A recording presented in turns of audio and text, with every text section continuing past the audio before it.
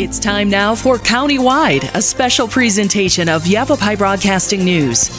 Join News Director Paul David and News Editor Philip Katafamo as they talk with our community's leaders, newsmakers, and people in the know.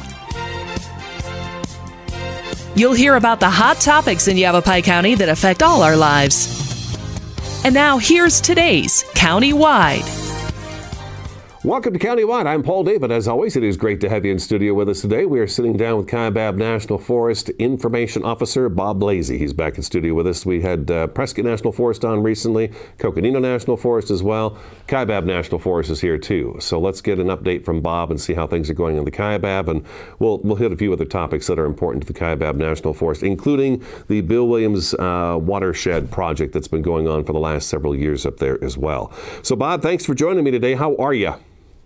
Very good, sir. Thanks for having me. Appreciate it. Thanks for being here. I know it's tough for you to get here for us today, but I'm glad you're here. Let me ask you this. The first question I have for you, Tonto National Forest announced on a tweet that they are reopening their offices, all except for their supervisor's office. I know Prescott National Forest Service offices reopened. I'm not sure on Coconino, and I'm definitely not sure on the Kaibab. Have your guys' forest offices reopened to in-person visits? Well, we did get a notification that is coming in the near future. We're phasing it in slowly. We have a few services that are available for people to come to the front doors yet, but the lobbies technically are not open yet. We're hoping to probably have this done within 30 days or so. There's things like permits and things that people can come in and pick up, but we have to put paperwork outside the door to have them signed and issue things through the doorway, and they're not coming in yet, but we are working towards that, hopefully within the next 30 days. Okay, that's nice to hear. That's going to be back to normal here pretty soon. It seems like the middle of June, towards the end of June, right around the 4th of July, it seems like people are in government agencies and things just seem to be opening up, and I guess shooting for the 4th of July as a celebration that we'll be out of COVID-19. We'll see how that goes on. Something else that changed. So Kaibab National Forest, again, contact them through their website. Give them a call first. See what you need to do if you need to do any business with the Kaibab National Forest at the moment. Longtime Jackie Banks, who worked for Kaibab National Forest and was somebody that would have on the air on a regular basis. She's left the Kaibab National Forest and she's not there anymore. Can you fill us in on what happened to Jackie Banks? Because I worked with her for about 20 years. Yeah, well, she's been gone about almost a year, I think now. She got a big promotion to work with the Washington office, and she's running a team of people now in the Office of Communications, and it's a specialized team that deals with larger issues, national issues with Forest Service. And she's actually still in Flagstaff. She works from home there, virtually, at least for now, but she's now a Washington office employee. And of course, we have Brianne Pettit, who came in behind her, and now she's been named the new public affairs officer. She came over from the Coconino, and she was leading the Fry information office there for several years, a couple of years anyway. That position is about to be refilled, I think. I couldn't tell you who that is, but I believe they're getting ready to make a selection there. So we're real happy to have Brianne Pettit as well. She's pretty solid. She was just as strong as Jackie ever was, I'm sure. Oh, yeah, our viewers and listeners know Brianne Pettit. She's been with us for a long time as well. Always great information. And then, yeah, anytime we had to talk about Forest Restoration Initiative, the Fry, Brianne would come in and fill us in. So we've got that in our eyesights down the road. As Bob just mentioned, they're looking for somebody to place Brianne in that. Once that's taken care of, and I guess they get their feet wet and get the information they need together and get it organized, then we'll have them come out and do a show with us on that one too. All right, let's get down to the nitty-gritty here. So on Fridays now, I'm going through and I'm looking up Prescott National Forest, Coconino National Forest, Tonto National Forest, and the Kaibab National Forest. And I'm just literally opening your website and I'm looking at the Smoky Bear or the emblem in the one corner. It talks about fire danger and where it's at. And I've watched it go from low to medium to high to very high, or even extreme, I think is what Tonto National Forest has on there. Extreme fire danger on that one. So where are we at with the Kaibab National Forest, and how are conditions out there? We're at very high right now, and conditions are continuing to dry out as we speak. The very windy week that we just came through definitely dried out things even more. There's always talk at the Memorial Day weekend about the Stage 2 restriction. Obviously, we've been in Stage 1 now for about 10 days or something like that. But Stage 2 is a difficult difficult to make that decision. I know the forest supervisors try to avoid doing it during a holiday weekend, such as Memorial Day coming up, because this is the big weekend that people get out and come out and recreate in the forest. Probably this one and Labor Day are the two biggest weekends in the forest for people from the city who like to come up. And it's not always a pleasant visit if you come up and bring your whole family and can't have a campfire. So, but conditions warrant, then we have to do it. So it looks like we're going to get through this holiday weekend without having to go to stage 2. Now, stage 1 is still in effect, unfortunately, because conditions are just warranting it. Fuel moistures, the weather patterns, and so on. And there's critical fire weather occurring at this time, and it's just too dangerous to allow it. So I'm going to remind people that are coming up to the Kaibab this weekend, there are going to be increased patrols, lots of law enforcement, lots of people out looking. As a matter of fact, there'll probably be aircraft in the air watching the surface of the forest as well for any type of heat source that might be burning at night. So this is not the time to maybe test the water and see if you can sneak one by, because there'll be fairly strict enforcement if you're having a fire this weekend. It's a difficult thing to do, but it's the right thing to do. So we've been lucky. We've not had any major fires in the last 2 weeks, and certainly the potential existed. So we're hanging on tight, and we're asking people in the public to comply with this restriction. And we'd like to thank the people in the last couple of weeks who did comply as well, because it could have been a completely different outcome what we're talking about today. Is there anything different between your Stage 1 fire restrictions, say the Coconino National Forest Stage 1 and Prescott Stage 1? There are some minor differences at times. Like, for instance, the forest to the south of us also implement a shooting restriction and for firearms, and it's a little bit more dangerous down there because of the temperatures and the volatility. But that's usually the only difference. Right now, we're trying all to coordinate and do everything together at the same time, so it's not confusing for the public. Wherever you land when you come up north to recreate for the weekend, the restrictions will basically be the same. There are a few differences here and there, but people should be aware before they go, know before you go, and check that local resource to see where you're planning to camp, and you'll know exactly what the restrictions are, where you can. We brought that up in the past too with both of the other folks that have been here now from the forest, is that the best route to take is if you're going to go to the Kaibab National Forest, pull up the Kaibab National Forest website and take a look at that, because Prescott National Forest does not allow target shooting during Stage 1 fire restrictions, but target shooting is allowed on the Coconino, and it's also allowed on the Kaibab. Is that right? It is allowed on the Kaibab National Forest. It is for the moment. Yeah. That is correct. At the moment. Yep, and it would take a separate order to prohibit that act. But I'm sure they're discussing it, but we're not there quite yet. So if you are going to come up and do some shooting, of course, do it responsibly. Please don't shoot trees. Go to an area like a pit or someplace that's designated for that kind of thing, target shooting. And always be extra careful when you do it.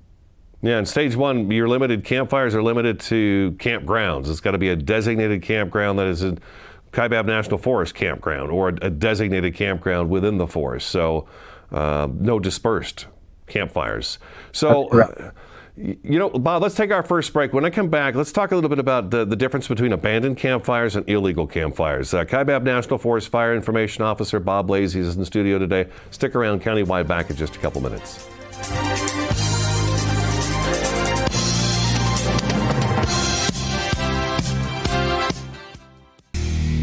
Terrifying jobs. Bull Rider, take 2. Cliff, this seems like a really terrifying job. Why do you do it? I love protecting the bull riders when they get bucked up. How big are these bulls? 12 to 2,200 pounds of pure muscle. You're not cowed by any of this, obviously. Is there anything that scares you? Yeah, distracted drivers terrify me.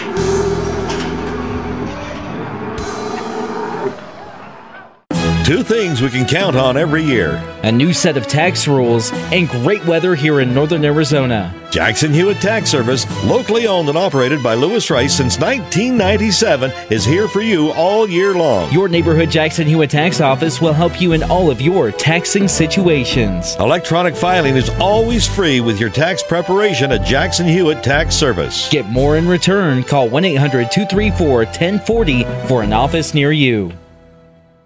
The EPA says C&B Construction ranks in the top 1% nationally. C&B Construction invites you to see what energy efficiency and indoor air quality can be. We have won another Department of Energy Innovation Award, and C&B Construction is the only contractor in the country to win 6 consecutive EPA Indoor Air Plus awards. Experience our zero-energy, move-in ready homes at Crossroads at Mingus. C&B Construction, locally respected, nationally recognized. Find out more at candbhomes.com. Award-winning Soundbites Grill is an entertainment restaurant located in Uptown Sedona at the Hyatt Pinion Point Resort. Open for lunch and dinner, featuring fresh fish, all-natural hand-cut beef, even a full vegan menu. Family-friendly, open 11:30 to 9, late dining on Friday and Saturday. Soundbites Grill has some of the best views of the Sedona Red Rocks. Offers world-class entertainment, food, fun, and music.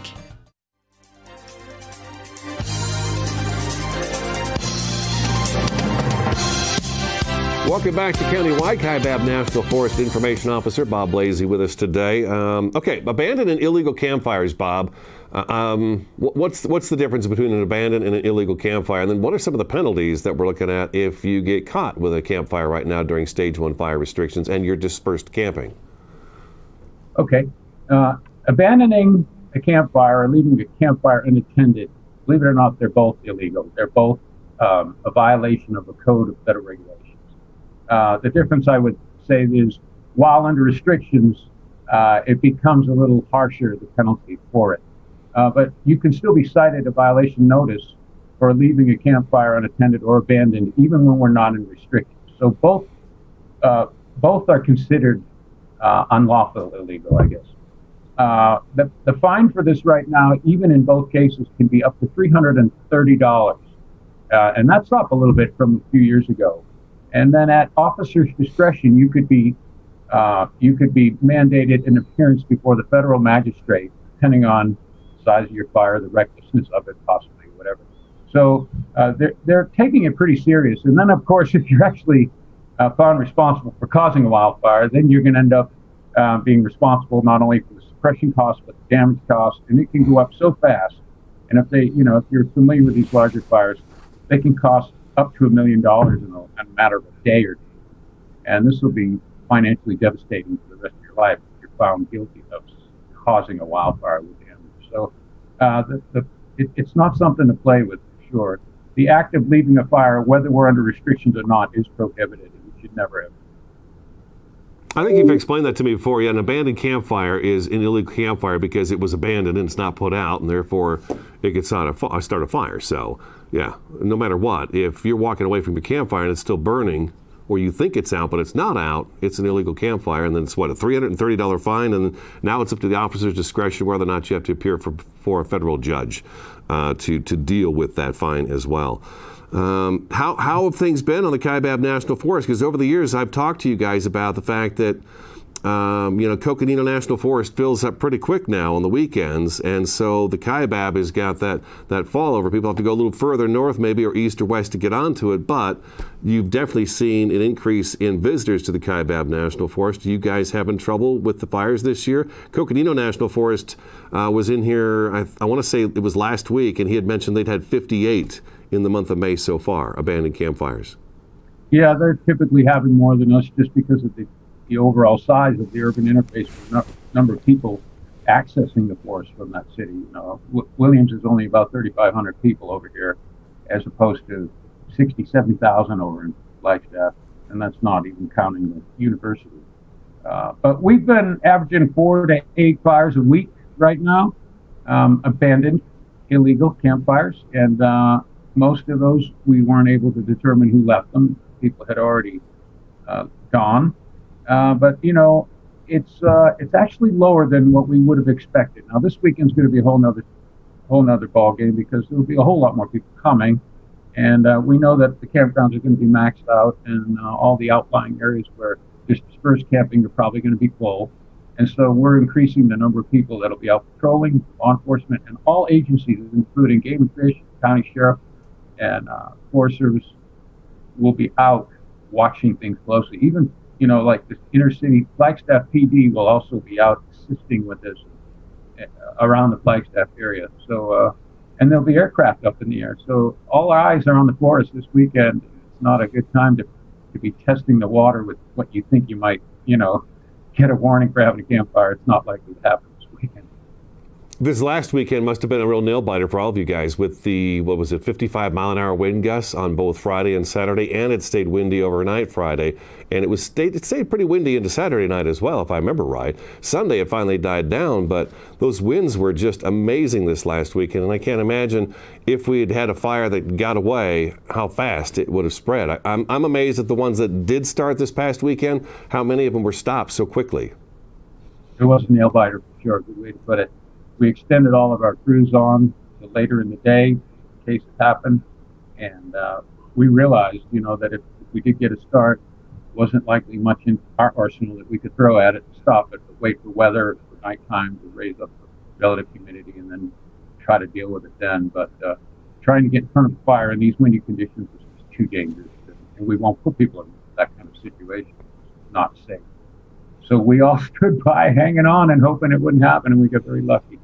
We did. Yeah, we did have some roadside fires. I know that over the weekend, and then a few other fires started. We had some lightning sparks as well over on the Apache Sitgreaves, so there was some lightning over there this past weekend that started some fires. But there's not much you can do about the lightning. But it's the human-caused fires that we want to stop, of course. The One Less Spark campaign and all that good stuff to keep as many fires down as possible.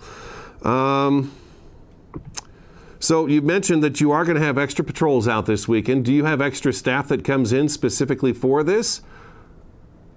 Well, we get extra funding this time of year that doesn't come out of the regular force budget that can provide for that. And then we have people in what we call the militia that are in other positions in the job at the forest office who assist and come in and get the extra time to come in and help out. So we use all types. It's all hands on deck.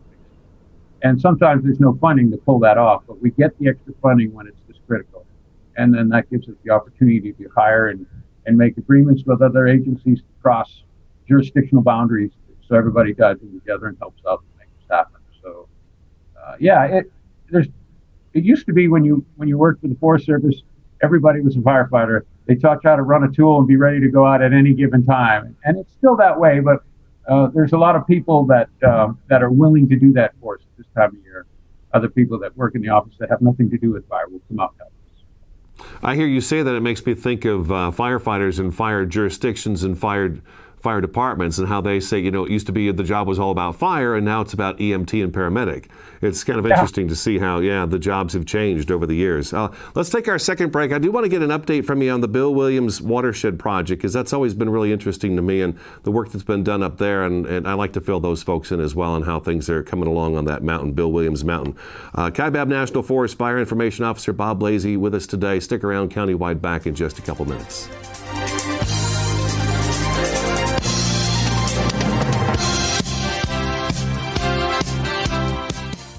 Who doesn't dream of home improvements? Perhaps your kitchen, the real living room. Maybe the bathroom, where you bookend your day.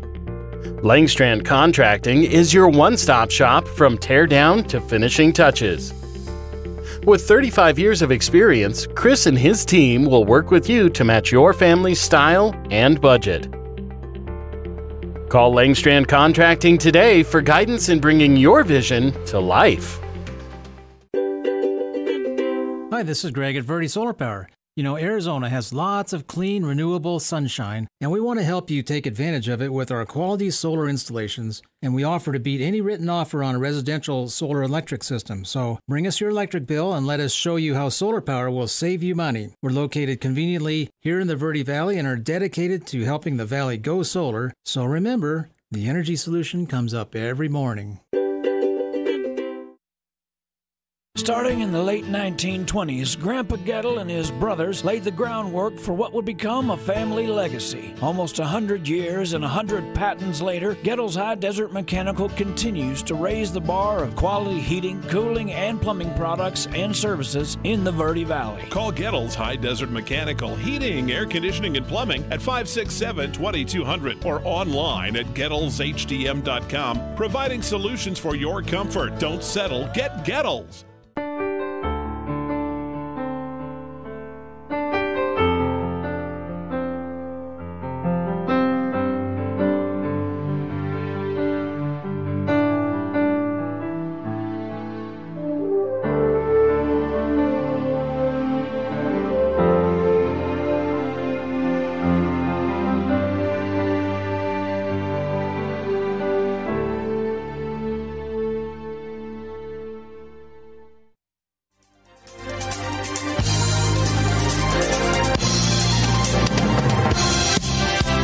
Welcome back to Countywide. We're talking with Kaibab National Forest Fire Information Officer Bob Blasi today, and our last topic of discussion possibly is Bill Williams Mountain outside of Williams. It just sits there right behind it. That's their watershed. All the snow that melts off of there, the rain that hits it and rolls down the hillsides, that's their water. And so Kaibab National Forest has been working very diligently to try to, what do you, just rehabilitate that mountain? Is that right, Bob? Is that the right word?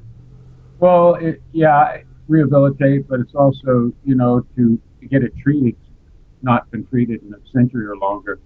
It's reforestation, to get it back to its normal, healthy condition instead of being overgrown and dangerous. How's it coming along? Well, as you know, we got about 300 acres done last year. It was the very first stage of several that treatments that are going to occur to try to get 1,200 acres of steep slope done. The most difficult usually requires a helicopter to pull debris, wood, timber, and off the hill at that steep. There's just no mechanical type equipment we have to remove stuff from that steep slope. This year we're going after about 150. The reason we reduced it was because the snows came in early on us on that first go round, and we had to delay the helicopter to leave and come back several months later when the winter was finished and finish up that. And so we realized that we learned from the first go-round that taking 300 acres was a fairly good stretch. We didn't think it would be at the time, but we learned that the snow will come in and knock the operation right off course. So we took a little bit less this year. Right now, the requests for proposals are out. That means bidders are bidding the contract to come in and get this 150 acres, but still open for about one more week. And then the Coconino County officials, along with the National Forest Foundation and the Forest Service, will all get together and review the bids, and hopefully have a contract awarded here shortly. And we're hoping to get that 150 acres started this summer, probably late, but this summer and early fall, and maybe get it all done before it snows, like what happened the year before. Of course, we'll continue to seek funding for the project. That'll be going on for several years. And the more rapidly the funding comes in, the quicker we'll get it done. But it's ongoing. And there's still some lower elevation stuff going on right now. There's cutting, skidding, and hauling at some of the lower elevations where you can bring that equipment in, ground equipment. So it's a constant thing. You have to peck at it, eat an elephant one bite at a time, and we're going to keep biting at it. You say, as soon as you say it requires a helicopter, the price tag for something like that, this kind of work that's being done, just seems to go right through the roof for me. Right, it does. And it's extremely expensive. Yeah. And people wonder, well, if you're only going to get 300 acres and it costs $3 million, is that the best bang for the buck? Well, you look at the cost of what would happen if a fire occurred on that mountain, it's astronomical compared to the cost of actually getting it treated.